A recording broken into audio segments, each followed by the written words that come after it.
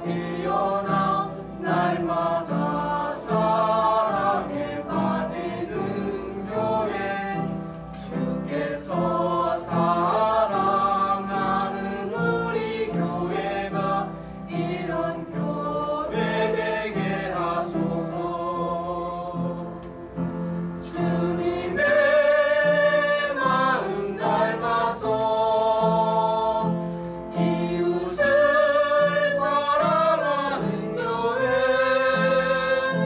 주님의 영광을 위해서 빛 대신 주님 전하는 교회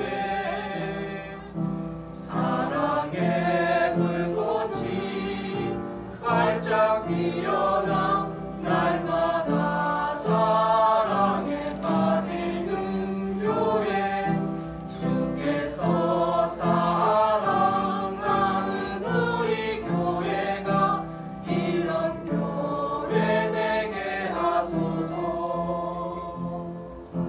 주께서 사랑하는 우리 교회가 이런 교회 되게 하소서. 아멘.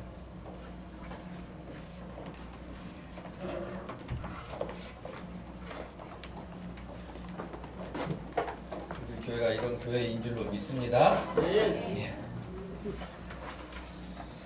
오늘 우리에게 주신 하나님 말씀은 히브리서 4장 14절에서 16절 말씀입니다. 히브리서 4장 14절에서 16절 말씀 찾아서 같이 읽겠습니다.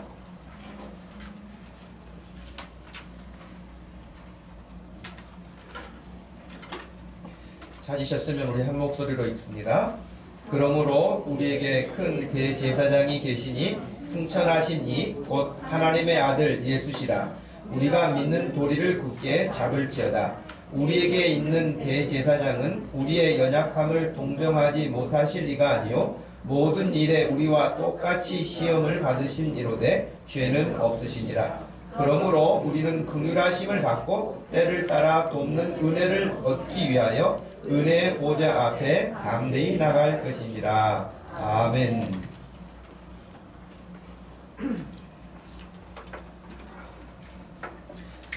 한 사람이 필요했다라는 제목으로 말씀을 전합니다.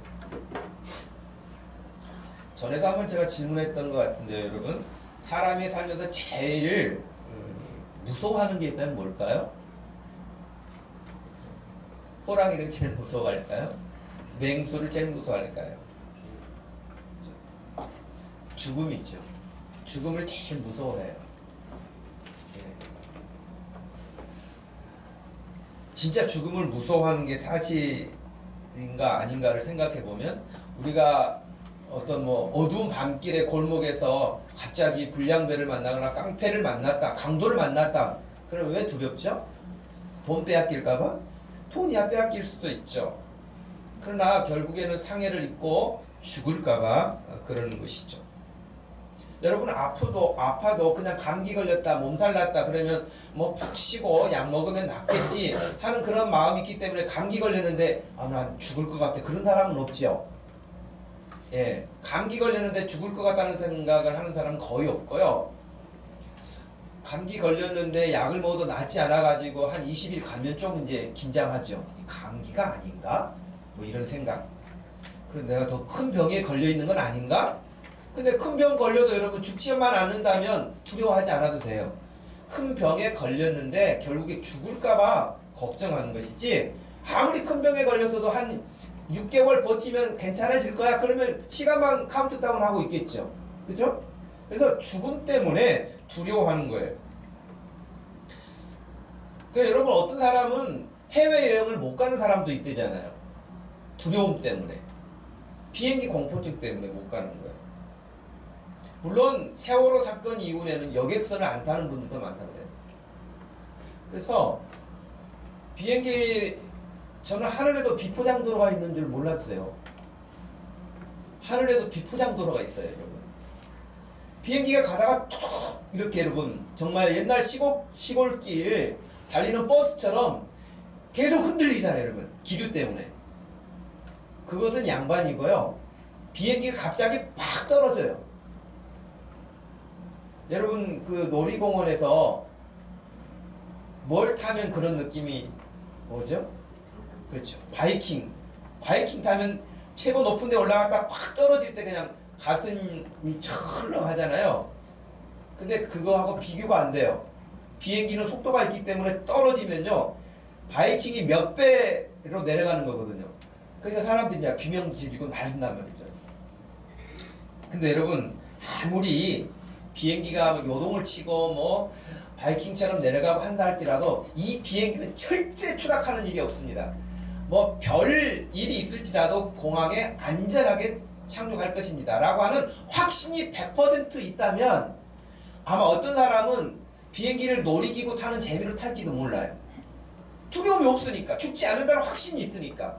그런데 사람들이 역시 그것도 두려워하는 이유는 이러다 비행기 추락하는 거 아니야? 이러다 죽는 거 아니야? 그거잖아요. 그러니까 마지막은 늘 죽음이에요. 아파도 위험한 일을 만나도 이런저런 일을 만나도 모든 사람들이 죽음의 공포 때문에 두려워하는 것입니다. 사탄이라고 하는 존재는 늘 사람들에게 이 두 가지를 공격합니다. 하나는 사람들에게 늘 죽음에 대한 공포감을 심어주는 거예요. 이러다 죽으면 어떨까? 죽으면 어떨까 하는 거. 죽음. 그래서 죽음의 공포감을 갖게 하면 사람들의 마음에 어떤 생각이 올까요? 늘 불안함이 와요. 안정감이 없어요. 심지어는 예수 믿는 사람들 중에도 나 혹시 내 믿음이 가짜 아닐까? 나 이렇게 믿어가지고 천국 갈 수 있을까? 이런 생각을 계속 품게 하면서 자신감이 없게 만들고요. 불안한 마음을 계속 갖게 하는 거예요. 또 한 가지는 뭐냐면 사탄이 마지막 순간까지 죽음에 대해서 아무 걱정 없이 만드는 거예요. 야 죽으면 다 끝이야. 뭐 천국과 지옥도 없어. 끝이면 그냥 다 재로 날아가는 거고 연기처럼 사라지는 거야. 죽으면 다 끝이라니까. 이렇게 해서 사람들에게 굉장히 안심을 시켜가지고 마지막 지옥의 문까지 밀어넣는 것이 사탄이가 하는 최종 목적이에요. 여러분 히브리서 우리가 지금 4장을 읽었습니다마는 2장 말씀을 한번 보십시오. 히브리서 2장 앞장 조금만 넘기셔서 보시면 15절에서 18절 말씀 우리 한번 읽어보면 좋겠습니다. 히브리서 2장 15절에서 18절입니다. 자, 찾으셨으면 한번 읽어볼까요? 시작.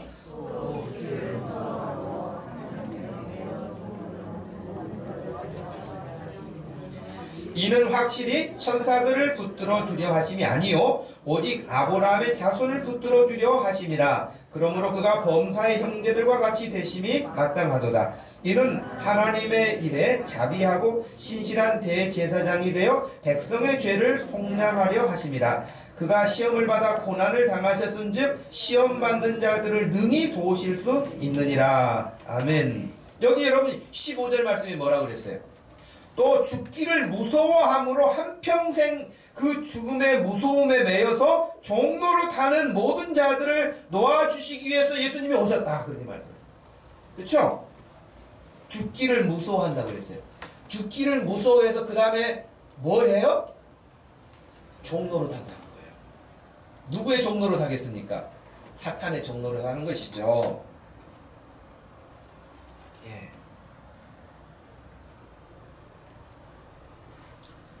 그럼 여러분 사람들이 어떻게 종로로 살까요? 죽음의 두려움이 있어요. 사탄은 늘 두려움을 제공해요 우리에게. 그래서 그 두려움을 이겨내 보려고 사탄에게 매여 살아요. 그 매여 사는 게 종로로 타고 산다는 거예요. 그럼 어떻게 종로로 탑니까?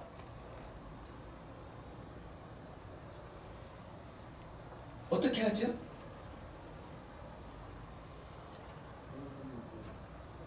답이 어디에 있냐면 뭘 두려워하죠?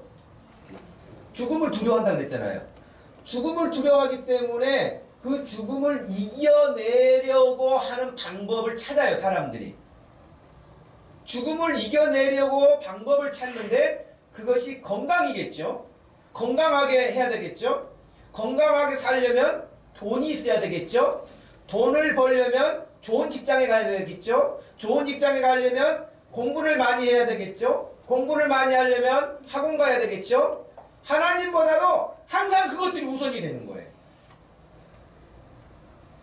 그것이 성경에서 말하는 우상이에요.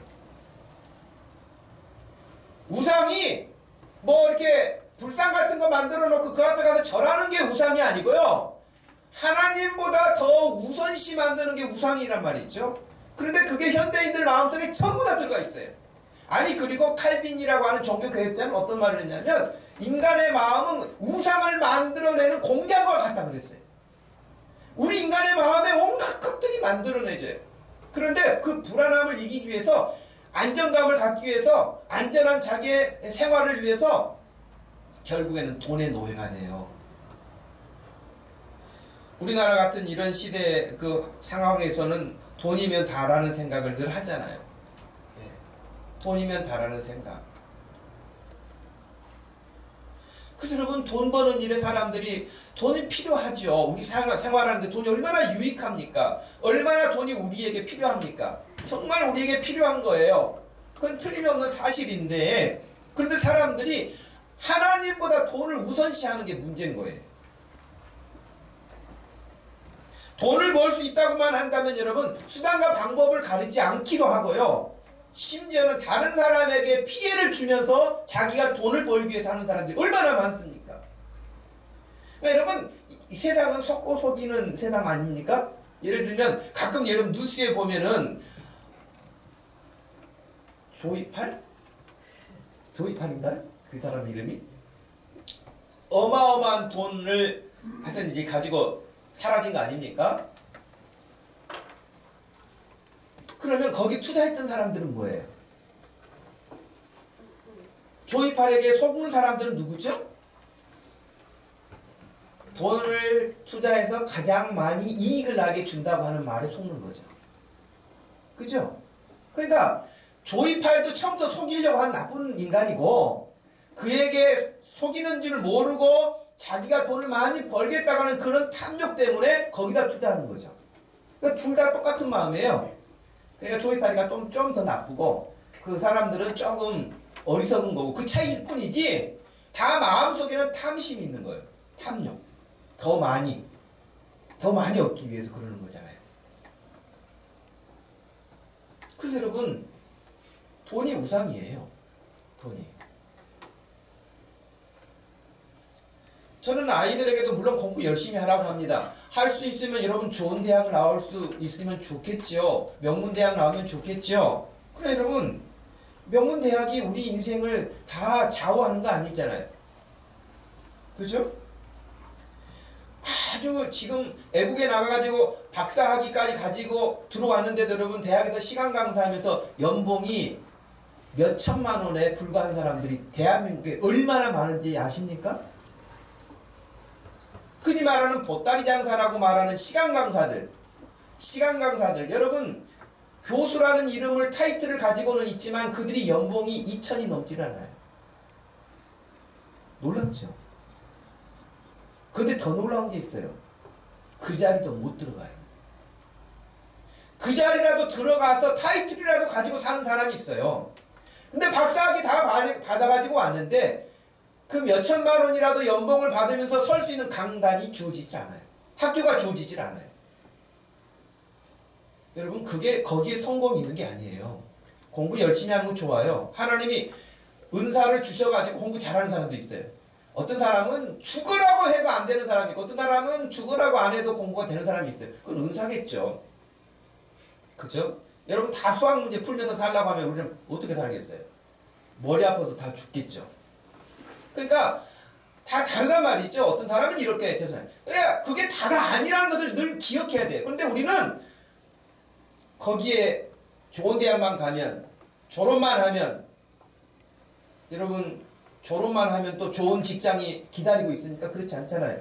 또 좋은 직장 들어가면 모든 게 해결됩니까?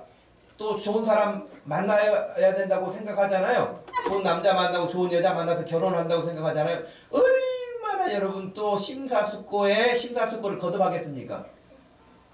그래가지고 여러분 서로를 속여가지고 딱 만나가지고 좋은 줄 알고 살았는데 며칠 살아보니까 아이고 큰일 났겠네. 이렇게 앞으로 20, 30년 몇십 년 살 생각하면 끔찍하다. 일찍 헤어지자. 이런 사람들이 얼마나 많습니까? 그건 없다니까요. 애만 있으면 막 행복할 것 같죠? 애 없는 지금 불임 부부들이 너무 많잖아요. 우리나라에. 애만 있으면 뭔 걱정이 있을까? 더 이상 바랄 게 없다. 애 낳아보세요. 이거 다 길러보신 분들. 애 낳으면 그냥 행복 시작입니까? 미안하지만 여러분 등골 빼면 빼가기 시작이죠.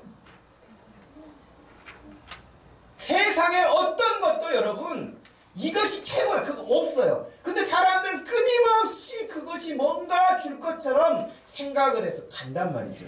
속아요 끝까지. 우리가 예수 그리스도를 믿고 하나님이 하신 말씀을 듣는 이유는 뭐냐면 그 어리석음을 예방하는 거예요. 거기에 행복이 있지 않다는 거 아는 거예요. 2009년도면 우리 교회가 설립되던 해 아닙니까? 2009년도에 1월 13일자 경북 도민일보에 실린 그 신문 실론이 하나 있었는데 이런 내용이에요. 인간이 추구해야 할 삶의 궁극 목표는 무엇인가? 일반 신문 실론에서 쓴 글이에요. 새해 들어 언론을 통해 접하는 세상의 각박한 소식들은 새삼 이런 철학 명제에 대해 성찰하게 한다. 일부 언론의 거부들의 자살이라는 표제로 보도된 몇몇 세계 대기업 CEO들의 최후도 그런 성찰을 제기하는 사례 가운데 하나다. 그랬어요. 보도에 따르면 아돌프 메르클레라고 하는 74세가 된 독일의 억만장자가 세계 금융위기 여파로 자금난에 시달리면서 회사 인근에서 열차에 몸을 던져 자살했다. 75세인데요. 74세인데요. 2009년 1월 5일날 그분이 자살을 했단 말이죠. 근데 이 회사는 어느 정도 회사냐면 제약회사에서 시멘트 회사에 이런 다양한 사업체를 경영하면서 직원만 해서 10만 명이에요. 직원이 10만 명이면 어마어마한 규모 아닙니까? 독일에서 세계 서열이 5위예요. 그러면 여러분 우리가 생각할 때는 와 저런 부자 이렇게 바라볼 것 같잖아요. 근데 죽었다니까요 그 사람이. 독일 서열 5위면은 세계 부자들을 이렇게 순위를 계산을 해도 30위 안에 든다는 거예요. 같은 날 스티븐 굿이라고 하는 미국 부동산계 거부가 시카고 인근 수목원에 주차된 자기 승용차에서 숨진 채 발견됐는데 여러분 그 셀던 굿 컴퍼니 라고 하는 인터내셔널 회사 부동산 회사 이 회사의 회장이었어요. 전 세계적으로 이 부동산의 굉장히 큰 회사죠. 근데 이 최고 경영자가 자살했다니까요. 어마어마한 연봉을 받고 배경이 있는 사람이죠.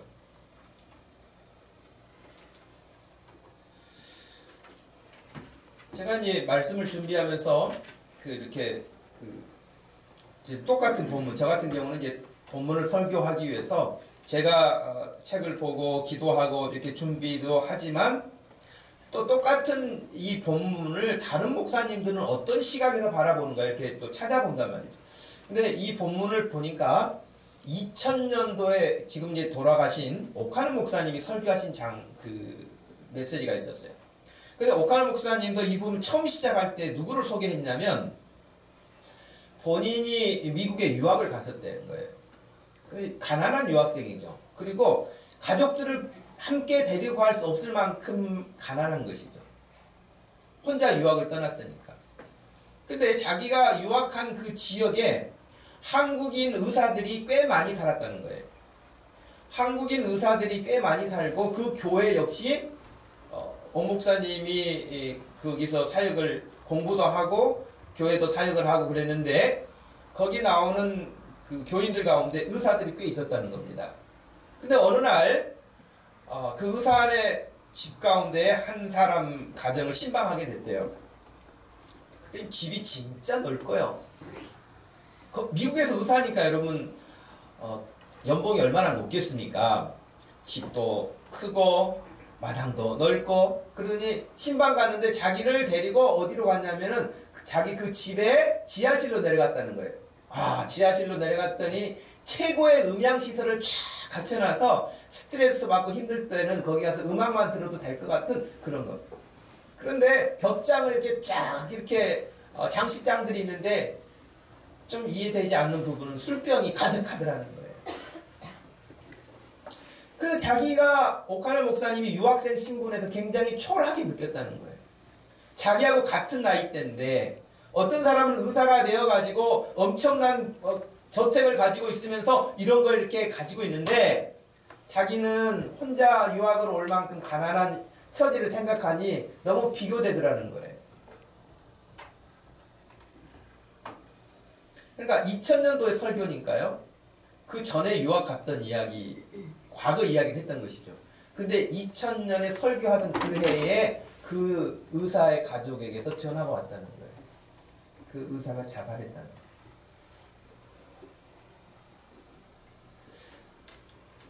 좀 이해가 안 되죠. 술병이 있을 때부터 좀 의심스럽기는 했겠지만은 예수 그리스도를 못 만난 거겠죠.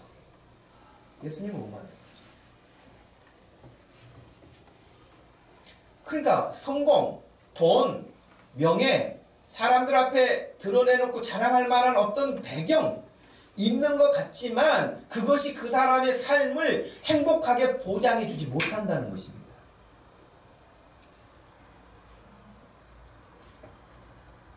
이 사실을 팀 켈러 목사님이라고 하는 분이 내가 만든 신이라고 하는 그 책자에서 똑같이 언급을 하고 있는데요.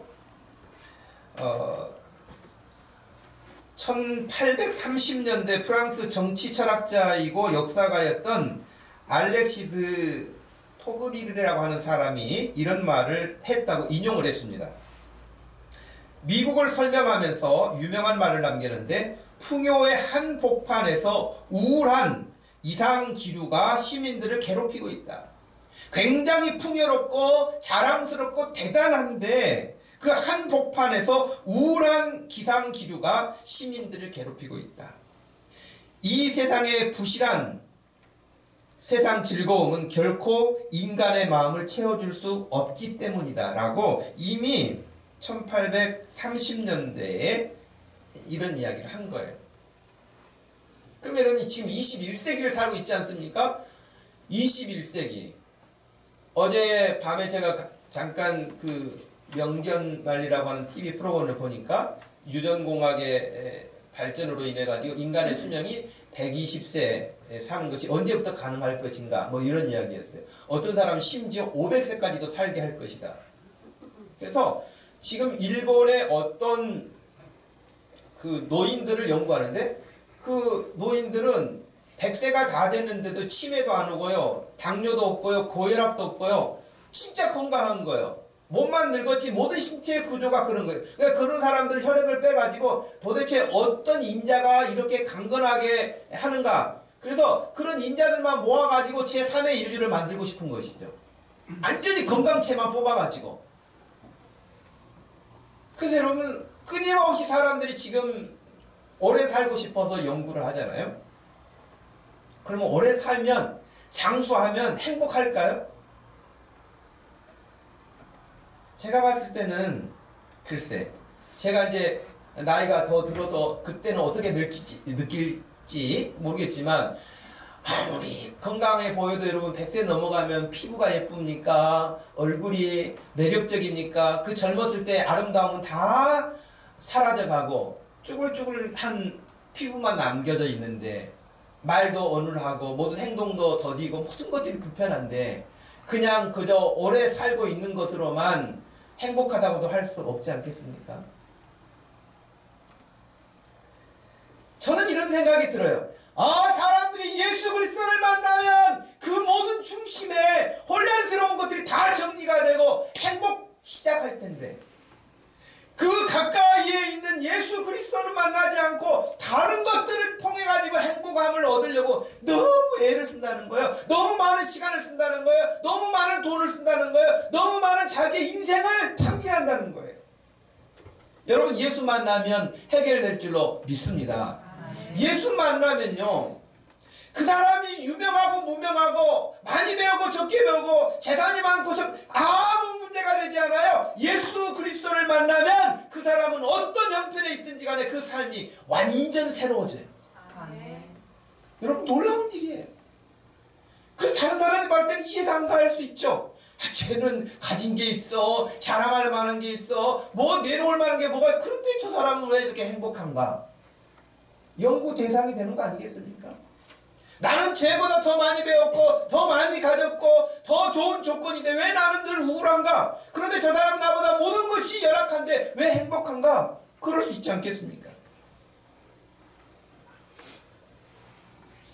예수님이 오신 것은 바로 이 사람들의 우울함과 두려움과 공포 가운데 있는 그런 삶 가운데 한복판에 예수님이 오신 거예요. 그러면서 예수 그리스도가 바로 공포감에 두려워하고 사는 그들에게 생명의 빛으로 구원자로 오신 것이죠.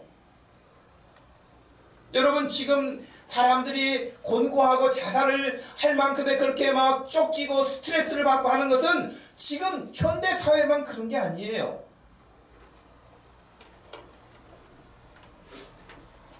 아담과 하와가 하나님의 말씀을 거역하고 불순종한 이후, 타락한 이후, 그때부터 지금까지 계속되는 거예요. 그건 21세기니까 그런 게 아니에요. 창세기에서부터 이미 그 일은 있었어요. 스트레스 그때부터 있었어요. 공포감 그때부터 있었어요. 두려움 그때도 있었어요.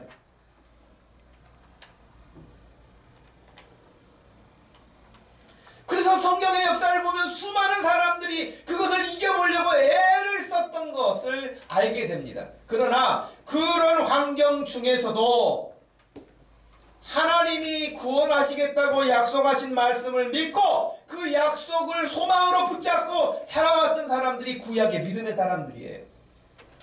그리고 신약의 예수님을 만난 사람들이에요.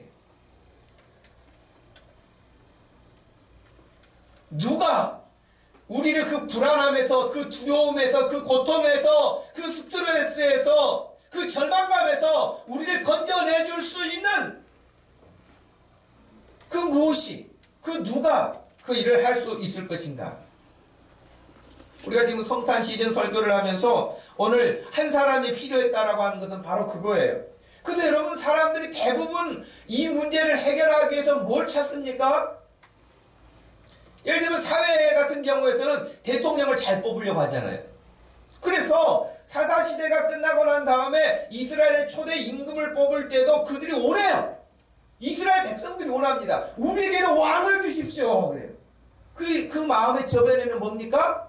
왕이 있으면 우리도 큰 소리 치고 당당하고 행복하고 뭔가 그렇게 하면서 살 것 같거든요. 그래서 사울 왕을 하나님 주신 거예요, 그들이.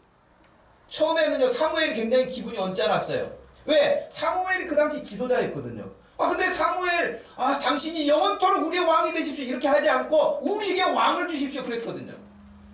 사무엘 굉장히 기분이 언짢았을 때 하나님께서 뭐라고 말씀하셨는지 아시죠? 사무엘아, 기분 나쁠 거 없다. 걔네들이 너를 버린 게 아니고 나를 버렸다. 걔네들이 내가 자기들 이스라엘의 왕인데, 하나님이 왕이신데 하나님을 거부한 거예요. 그리고 하나님 거부하고 눈에 보이는 왕을 요구했던 거예요. 왕을 요구했는데 그냥 왕을 요구한 게 아니라 키도 크고 싸움도 잘하고 사람들 앞에 이렇게 뭔가 희망을 줄 수 있는 그런 인물을 원했어요. 거기에 딱 들어맞는 사람이 사울 왕이었어요. 여러분, 성경 보십시오. 사울이 얼마나 잘생겼는지, 얼마나 키가 큰지, 어디를 내놔도 빠지지 않는 사람이었어요. 그래서 모든 사람들이 열화와 같은 성원을 보냈어요. 야, 우리도 왕이 생겼다. 결과는 뭡니까? 비참하게 끝나지 않았습니까? 하나님 없이 왕 세우고 하나님 없는 왕 세워서 그들이 뭔가를 제공할 것 같고 왕만 있으면 리더십을 잘 발휘해서 뭔가를 해줄 것처럼 했지만 여러분 사울 왕의 마지막이 어떻게 된 거 잘 아시잖아요. 그래서 사람들은 지도자를 잘 뽑으면 될 것 같아요. 여러분 우리나라 같은 경우도 대통령만 잘 뽑으면 다 해결될 것처럼 생각하지 않나요? 그래서 사람들의 관심이 많은 것 같아요. 그래서 여러분 뭐 이전 정권 중에서도 저 사람이 옛날 회사에서도 뭐 대단한 능력을 발휘했다는데 대통령이 되면 우리나라 경제적으로 부흥하게 할까? 그래서 여러분 뽑은 거 아닙니까? 그리고 지금 처음부터 욕하잖아요. 인간 참 밀어내. 그 사람이 해줄 것처럼 다 뽑아놓고 지금은 다 욕해요. 그리고 또 우리가 또 누군가를 기다려. 아마 이제 이번에 이 사람이. 그런 사람은 세상에 없어요, 여러분. 어떤 대통령, 어떤 능력자가 나타난다 할지라도 근본적으로 해결할 수가 없는 것이에요. 만약에 그렇게 해결됐다면 그 DNA를 지금까지 우리가 다 공유하고 그걸로 해결책을 삼았겠죠. 그렇다면 우리에게 이런 근본적인 모든 문제들을 한순간에 해결할 수 있는 해결책이 없단 말인가? 성경에서는 있다고 말해요. 성경에는 있다고 말할 뿐만 아니라 약속을 해주시고 그 약속을 수없이 반복해서 확신시켜줬어요. 확인시켜줬어요. 그리고 그 약속대로 오신 분이 예수님이세요. 여러분 우리가 오늘 읽었던 14절 말씀이 그러므로라고 시작하잖아요. 근데 이 그러므로는 지금 앞으로도 많이 나오지만 지금 1장, 2장, 3장, 4장 넘어오는 중에 8번째 그러므로예요. 8번째 그러므로. 이 그러므로라고 하는 접속 부사는 앞의 내용이 뒤의 내용의 이유가 되거나 원인이 되는 것을 전제하고 있는 거 아니겠습니까? 앞에 어떤 내용이 있었기 때문에 그러므로라고 이렇게 가잖아요. 그런데 여러분 1장에서 시작된 천사보다 더 뛰어난 비교할 수 없는 분이 예수님이시다. 그러므로 이 예수님의 말씀을 우리가 기억해야 된다. 천사가 전해준 메시지도 따라서 순종하는데 천사보다 더 월등하신 예수님이 말씀하셨으니 당연히 따라야 된다. 그것이 2장 1절 그러므로예요. 2장 10절 말씀에서도 그러므로 죽음을 무서워하는 이들을 구원하시기 위해서 오신 예수님을 소개했어요. 2장 17절에서도 고난당하시고 시험당하셨으니 우리를 도우실 수 있다. 그러므로 3장 1절에 또 이렇게 시작해요. 여러분 그러므로 다 연결되어 있다는 것이죠. 그래서 지금 14절 말씀에 그러므로가 다시 나온 것입니다.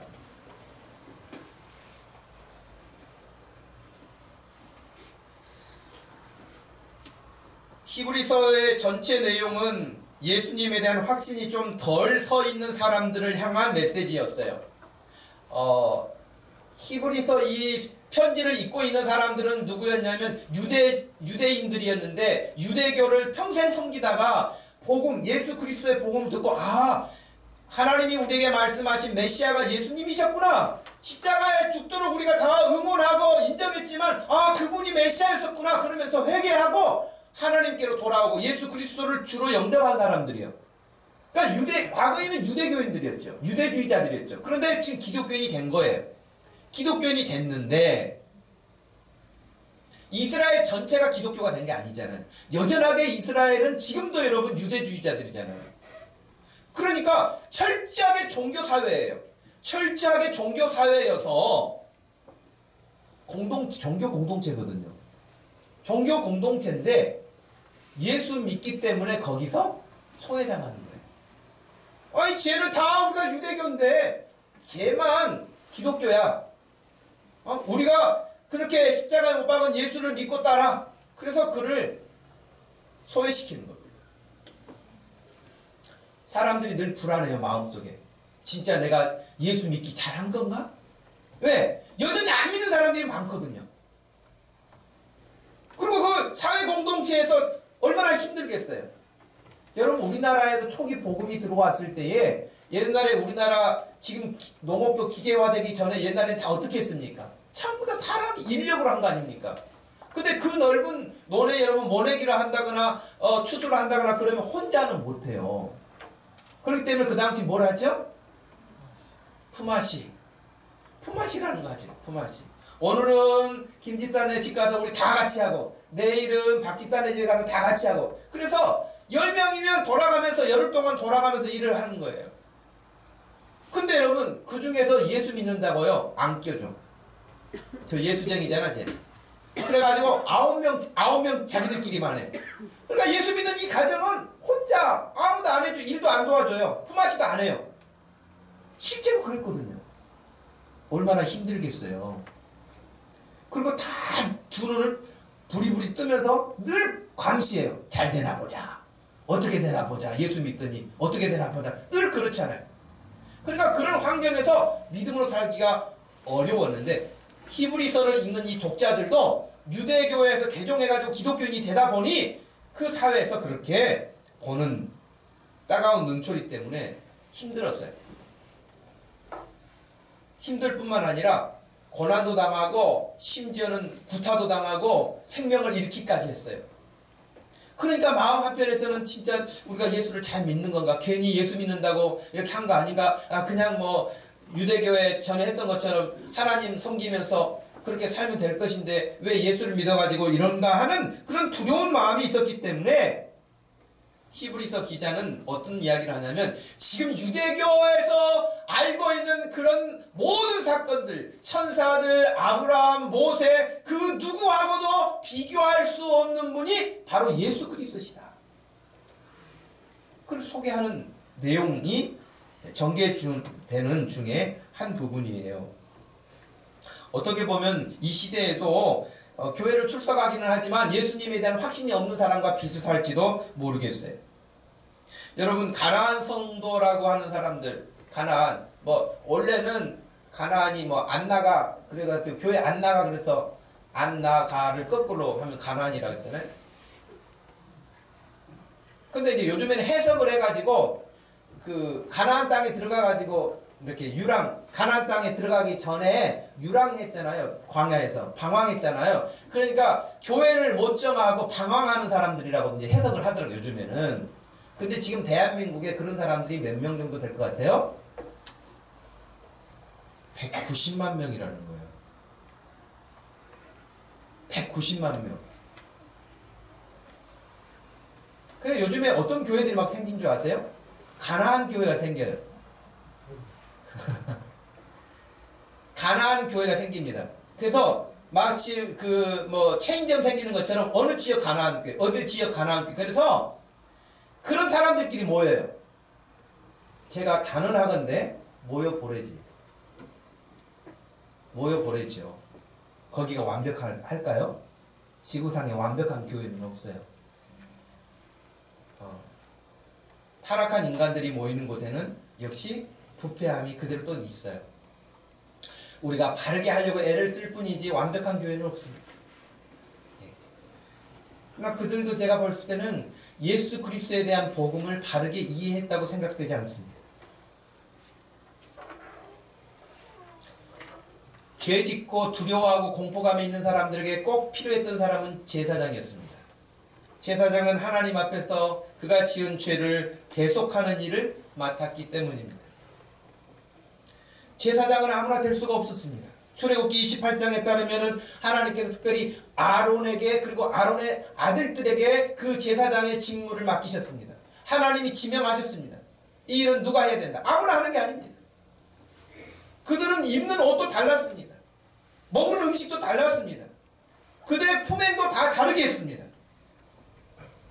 심지어 출애굽기 28장 43절에서는 아론과 그의 아들들이 회막에 들어갈 때나 제단에 가까이 하여 거룩한 곳에서 섬길 때에 그것들을 입어야, 특별한 그 에봇을 입었는데 그것들을 입어야 죄를 짊어진 채 죽지 아니하리니 그와 그의 후손이 영원히 지킬 규례라 그랬어요. 그럼 여러분, 제사장이 얼마나 두려운 일인지 몰라요. 하나님의 말씀을 어겨서 하다가는 제사장인데도 죽었어요. 아론의 아들들이 죽었잖아요. 다른 불로 하나님 앞에 제사 지내다가 하나님이 명하신 방법이 아닌 다른 방법을 하다가 그런 무서운 일을 당하기도 했죠. 히브리서 5장 4절 말씀에서도 이 제사장을 이야기하면서 이 존귀한 직분, 제사장의 직분은 아무도 스스로 취하지 못하고 오직 아론과 같이 하나님의 부르심을 받은 자라야 할 것이니라 그랬어요. 그러나 아무리 하나님이 지명하여서 부름을 받았고 그 제사장의 일을 한다 할지라도 여전하게 해결되지 않는 문제가 있는데, 그건 뭐냐면 제사장 자신의 죄를 위해서 제사를 드려야 하는 타락한 인간인 것이에요. 제사장이 되면, 대제사장이 되면 그 사람은 하나님의 특별하게 면제를 받아가지고 죄가 없는 게 아니에요. 그도 여전하게 죄인이기 때문에 자기 죄를 하나님께 먼저 속죄하고 또 백성들의 죄를 속죄하고 매번 반복했어야 했던 것이죠. 왜냐하면 히브리서 10장 3절 4절에 이 제사들에는 해마다 죄를 기억하게 하는 것이 있나니 이는 황소와 염소의 피가 능히 죄를 없이 하지 못함이라. 짐승의 피를 가지고는 그 죄를 없앨 수 없었다고 말씀하십니다. 그래서 하나님께서 이 모든 것을 온전하게 행할 한 사람을 보내시기로 하신 것입니다. 그분이 바로 예수 그리스도십니다. 그러면 왜 사람은 안 되고 대제사장도 안 되고 다른 사람은 안 되고 왜 예수님만 가능한 일이었을까요? 오늘 그 답은 15절에 있습니다. 오늘 우리가 읽었던 말씀 15절 말씀에 우리에게 있는 대제사장은 구약의 아론의 계열의 그 제사장들이 아닌 우리에게 있는 대제사장은 곧 예수 그리스도신데 우리의 연약함을 동정하지 못하실 리가 아니요. 개정판이 나오기 전에 개역 성경에서는 동정이라는 표현을 체휼이라고 번역을 했어요. 그러니까 그분은 우리의 모든 것들을 100% 동일하게 느끼셨다는 거예요. 요즘에는 여러분 TV 프로그램 가운데 그게 없어졌는데요. 삶의 그 체험 현장인가? 그런 거 있었잖아요. 굉장히 어려운 막 일터에 가가지고 하루 일하고 뭐 얼마 받아가서 그 기부하고 이런 프로그램이 있었는데, 여러분 그것은 진짜 체험이 될까요? 진짜 체험이 안 됐죠, 당연히. 왜? 하루하고 갈 건데 뭐. 아무리 고단해도 하루하고 그냥 갈 건데 내일도 해야 되고 모레도 해야 될 일이 아니에요. 그냥 가는 거예요. 그리고 거기서 뼈가 묻히도록 으스러지도록 거기서 그 일을 하는 게 아니에요. 어떻게 그렇게 체육이 되겠어요? 안 돼요. 하나, 예수 그리스도는 우리의 모든 것들, 심지어는 내가 내 자신을 모르는 부분이 있어요. 그러나 예수 그리스도는 그 부분까지 체육하셨다는 거예요. 철저하게. 바로 우리가 가지고 있는 죄 때문에 그분은 사람의 모습으로 오셨던 것이죠. 어떤 훌륭한 사람이 와도 죄인이고, 아브라함도 모세도 아론도 다윗도 모두 죄인일 뿐이고 할 수 없었기 때문에 예수 그리스도가 이 땅에 오셨습니다. 로마서 3장 23절에 모든 사람이 죄를 범하였음에 하나님의 영광에 이르지 못했다고 했고요. 예레미야 5장 5절 이하에 너희는 예루살렘 거리로 빨리 왕래하여 그 넓은 거리에서 찾아보고 알아보아라. 너희가 만일 공의를 행하며 진리를 구하는 자를 한 사람이라도 찾으면 내가 이 성을 용서할 것이다. 한 사람이라도 찾으면 용서할 거라고 했는데 그 한 사람이 없었어요.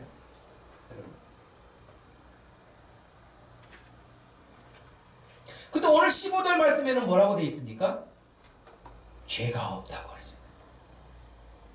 모든 사람이 죄를 범하였음에 그러는데 단 한 사람, 지구상에 지금까지 왔던 사람 가운데 단 한 사람, 예수 그리스도 그분에게만 죄가 없으시네.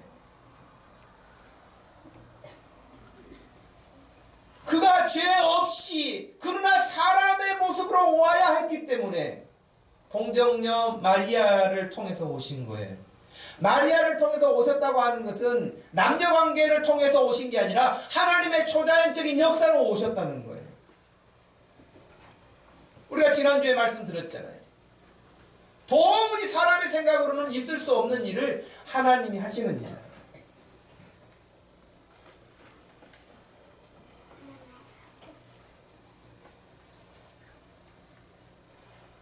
우리 예수님은 그렇게 죄 없는 모습으로 오시기 위해서 남녀간의 관계에서 태어나는 그런 사람이 아닌 하나님이 성령으로 잉태케 하셔서 사람의 낮고 천한 모습으로 이 땅에 오시게 되었던 것입니다. 왜? 공의와 정의를 행하는 사람이 이 땅에는 한 사람도 없기 때문에 그렇습니다.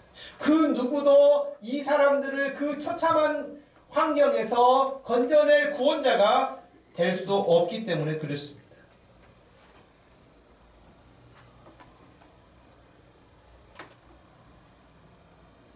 동시에 예수님은 그렇게 오셔서 33년의 생애를 사시는 날 동안에도 한 번도 하나님의 말씀을 거역한 적이 없으십니다. 우리의 첫 인류의 조상이었던 아담과 하와는 하나님의 말씀을 거역함으로 이런 엄청난 결과를 초래했지만 예수 그리스도는 마지막 십자가의 무서운 죽음의 공포 앞에서까지라도 내 뜻 원치 않고 아버지의 뜻대로 되기를 원한다고 그 순간까지도 아버지의 뜻에 순종하신 100% 1000% 순종하신 분이 예수 그리스도십니다.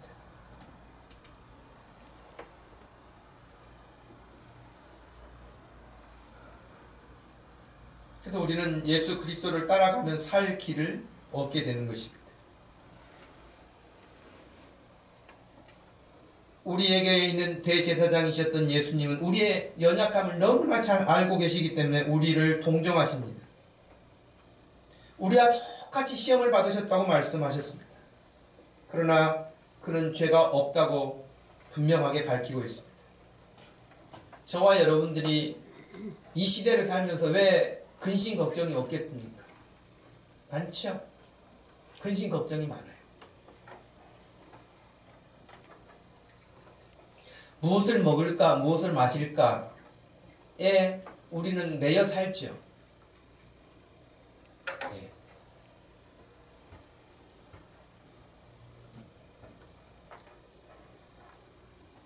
여기 지금 우리 성도들 가운데 여러분 그냥 지금 다 젊으니까 뭔가를 하시잖아요, 일을. 근데 여러분 앞으로 한 20년 후에는 여러분 어떠실 것 같아요? 먹을 거 다 준비해 놓으셨나요? 통장에 또박또박 한 500씩 들어올 수 있게 돼 있어요? 아멘한 사람이 하나도 없는 거 보니까 다 가난하구만. 20년 지나도 여러분이 이 세상 생명 끝날 때까지 그래도 한 500만 원씩은 들어와야 좀 살 수 있지 않겠어요? 근데 누가 그렇게 지금 갖춰놓은 사람이 있어요? 노후 보장된 사람이 누가 있어요? 그러니 지금은 그냥 사는데 앞으로 10년만 지나가도 또 몇 년만 지나가도 마음에 불안함이 오는 거예요. 뭘 먹고 살지? 어떻게 살지? 혹시 또 나도 골목에 또 폐지 줍고 돌아다니는 거 아니야? 이런 두려움이 와요, 현실적으로.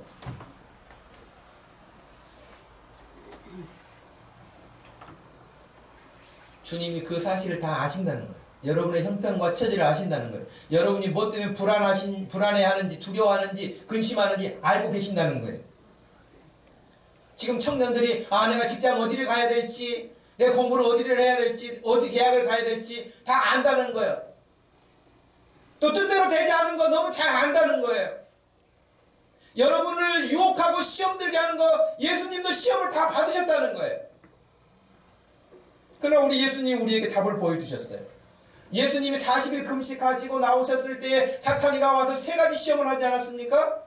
먹을 것, 명예, 권력 시험했어요.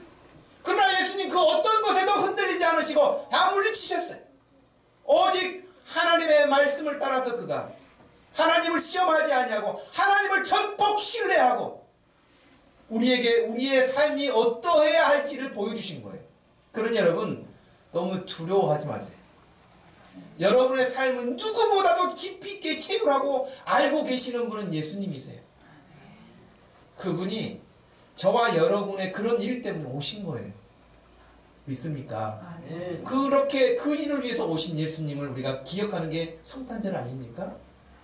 그렇게 오신 예수님을 지금 우리가 얼마나 좀 마음에 감사함으로 준비해서 그 주님을 찬양하고 영광을 돌려야 되겠어요. 성탄절 그냥 뭐 성탄절인데 크리스마스인데 뭐 이렇게 하지 마시고 여러분 이와 같은 마음을 품고 성탄절을 맞이할 수 있기를 축복합니다. 아멘. 우리 주님께서 여러분의 장래 모든 일들을 일절 책임져 주시고 붙들어 주시고 우리의 살 길을 열어 주실 것을 믿고 그 하나님을 향하여서 신뢰감을 예수님처럼 철저하게 가져서 이번 성탄절은 그 주님을 더 뜻깊게 우리가 환영하고 영접하고 높이고 영광을 돌릴 수 있는 똑같은 찬양을 해도 그 마음 깊은 곳에서 우러나오는 우리 주님을 향한 찬양이 여러분의 신앙 고백으로 나타날 수 있기를 주님의 이름으로 축복합니다. 아멘. 하나님 아버지 고맙고 감사합니다. 딱 한 사람이 필요했는데 인류 역사가 지금까지 살아오는 날 동안 그 누구도 그 딱 한 사람에 해당할 수가 없었습니다. 정치인도 경제인도 문화인도 그 어떤 사람도 그 지혜가 많다는 사람들도 해결할 수가 없는 그 일이었습니다. 하나님께서 그 일을 위해서 딱 한 사람 보내주셨는데 그렇게 오신 분이 낮고 천한 종의 모습으로 오신 예수님이시고 이 땅에 오셔서도 온갖 수모를 당하시고 시험을 당하셨지만 끝까지 하나님을 전적 신뢰하고 순종하여 우리에게 구원을 허락하여 주셨던 것처럼 우리가 그 주님을 기억하는 성탄절을 앞두고 있습니다. 우리 마음속에 더 깊이 주님을 묵상하고 이번 성탄의 그분을 찬양하고 그분께 영광을 돌릴 수 있는 심령들이 되게 하여 주옵소서. 감사하신 예수님의 이름으로 기도하옵나이다. 아멘. 다 같이 자리에서 일어나셔서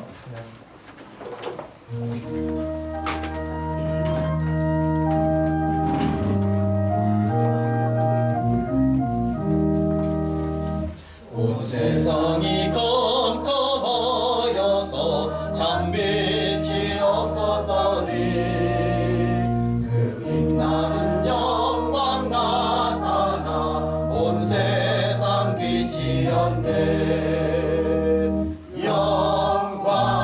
영광의 주 영광 영광의 주 밝은 금이 내게 비추었네. 영광의 주 영광의 주 이 세상에 비춘 오직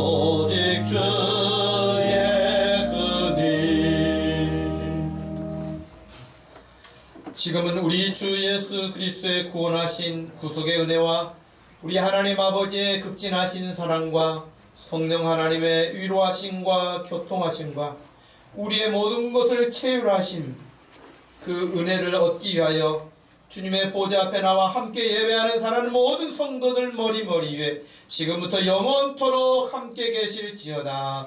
아멘.